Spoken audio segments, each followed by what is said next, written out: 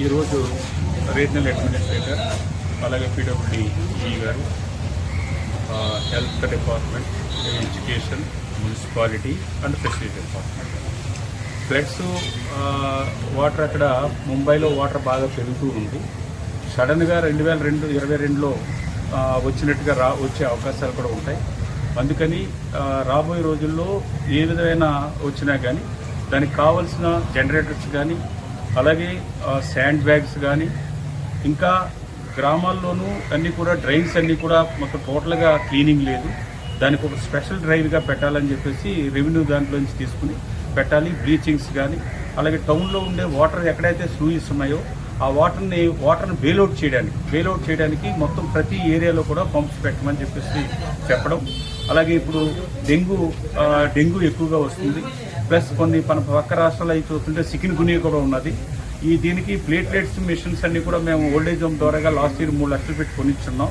దానికి కావాల్సిన కిట్స్ కానీ అన్నీ కూడా రెడీగా చేసుకోమని చెప్పేసి చెప్పడం జరిగింది.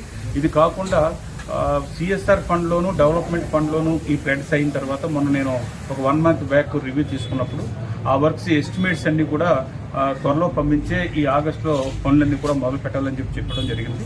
అలాగే ఫిషరీస్ది లాస్ట్ 7-8 రోజుల నుంచి వేటలు లేనప్పుడు ఇంకా వేటలు కానీ ఎన్ని రోజులు అవుతుందో 3 రోజులు దాటి ఉంటే కూలి చేసుకునేవాడికి కానీ వేటగాడికి కానీ రెవెన్యూలో మనిషికి 100 రూపాయలు చెప్పినా పిల్లలకైతే 65 రూపాయలు చెప్పినా ఇవ్వాలి.